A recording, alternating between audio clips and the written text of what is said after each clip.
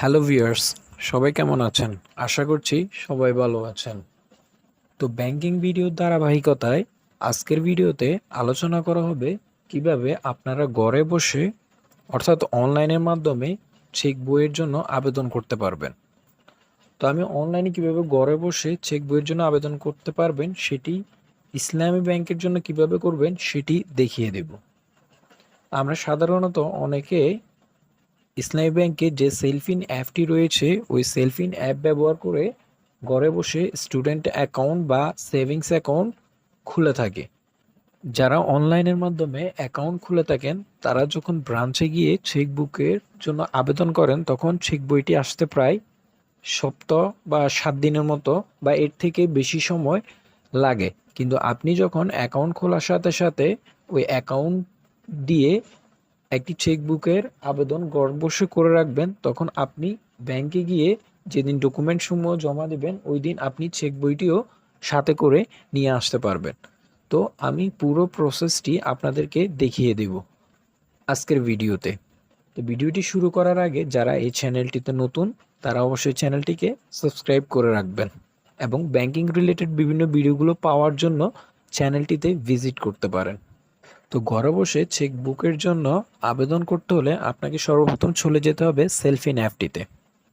আপনি সেলফিন অ্যাপটি ওপেন করার সাথে সাথে আপনার অ্যাকাউন্টটি এখানে লগ ইন করতে হবে। তো আপনি আপনার 6 ডিজিটের যে পিন নাম্বারটি রয়েছে সেটি এই বক্সে দিয়ে আপনার সেলফিন অ্যাকাউন্টটি লগ ইন করে নেবেন। তো সেলফিন অ্যাপটি লগ ইন করার পর আপনার সামনে এরকম একটি উইন্ডো দেখানো হবে। তো আপনি এখান থেকে আপনার নিচে যে অপশানটি রয়েছে এখানে ব্যাংক অ্যাকাউন্ট নামে একটা অপশান দেখতে পারবেন। তো ওই অপশানটিতে আপনি ক্লিক করে পরবর্তী ধাপে এগিয়ে যাবেন। এখানে আপনার এই সেলফিন অ্যাপটিতে যতগুলো অ্যাকাউন্ট আপনি ব্যবহার করেন সবগুলো দেখানো হবে। তো আপনি যে অ্যাকাউন্টটির জন্য চেক বইয়ের আবেদন করবেন সেটিতে ক্লিক করবেন। তো ক্লিক করার পর আপনার সামনে এরকম একটি পেজ ওপেন হবে যেখানে আপনার অ্যাকাউন্টের যা কিছু জিনিস বিস্তারিত দেখানো হবে। তো এখানে আপনি নিচের দিকে একটা অপশন দেখতে পাবেন, ইস্যু চেক। তো আপনি এই অপশনটিতে, তো এরকম একটি পেজ আসার পর আপনি প্রথমে উপরের দিকে এখানে দুটি অপশন দেখতে পাবেন, একটাতে 10 এবং অপরটাতে 20 লেখা। এটি হচ্ছে আপনি যে চেক বইটি নেবেন ওই চেক বইয়ের পাতার সংখ্যা, অর্থাৎ আপনি 10 পাতার চেক বইও নিতে পারবেন এবং 20 পাতার চেক বইও নিতে পারবেন। আপনি যত পাতার চেক বই নেবেন সেই হিসেবে আপনার একটা চার্জ কাটা হয়। চার্জটা বিভিন্ন সময় বিভিন্ন রকম থাকে, তবে স্বাভাবিকভাবে প্রতি পাতার জন্য আপনার 5 টাকা করে চার্জ কাটা হয়।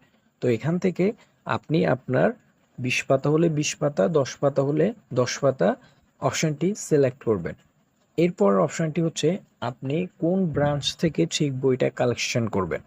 আপনার নিকটস্থ যে ব্রাঞ্চ রয়েছে সে ব্রাঞ্চটি এখান থেকে সিলেক্ট করে দিবেন। তো এখান থেকে যদি আপনি ড্রপ ডাউন মেনুতে ক্লিক করবেন, ড্রপ ডাউন মেনুতে ক্লিক করার পর আপনার এখানে সবগুলো ব্রাঞ্চ লেখা থাকবে। তো আপনি আপনার ব্রাঞ্চটি খুঁজে সিলেক্ট করে দেবেন। তো এইগুলো করার পর আপনি আপনার যে সেলফিন 6 ডিজিটের পিন নাম্বারটি রয়েছে সেটি এখানে দিয়ে দিবেন। এরপর আপনি সাবমিট অপশানে ক্লিক করবেন। তো এইভাবে আপনার চেকবুকের আবেদনটি সম্পূর্ণ হয়ে গেল।